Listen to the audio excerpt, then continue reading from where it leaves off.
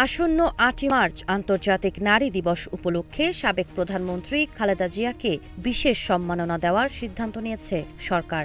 মহিলা ও শিশু বিষয়ক মন্ত্রণালয়ের উদ্যোগে অদম্য নারী পুরস্কার কার্যক্রমের আওতায় তাকে গণতন্ত্রের অগ্রযাত্রায় শ্রেষ্ঠ অদম্য নারী সম্মাননায় ভূষিত করা হবে।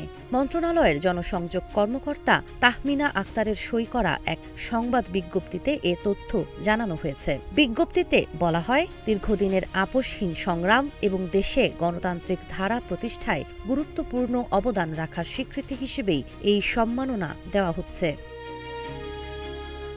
আগামী রোববার ঢাকার ওসমানী স্মৃতি মিলনায়তনে আয়োজিত আন্তর্জাতিক নারী দিবসের মূল অনুষ্ঠানে বেগম খালেদা জিয়ার এই পুরস্কার সম্মাননা দেওয়া হবে।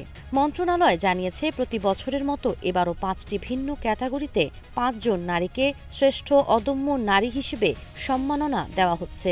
অর্থনৈতিক ক্ষেত্রে নুরুন নাহার আক্তার, শিক্ষা ও চাকরি ক্ষেত্রে মোসাম্মদ ববিতা খাতুন, সফল জননী হিসেবে নূরবানু কবির, নির্যাতনের দুঃস্বপ্ন জয় করে জীবন সংগ্রামে সফল মোসাম্মদ শামলা বেগম এবং সমাজ উন্নয়নে অবদানের জন্য মোসাম্মদ আফরোজা ইয়াসমিন পুরস্কার পাচ্ছেন।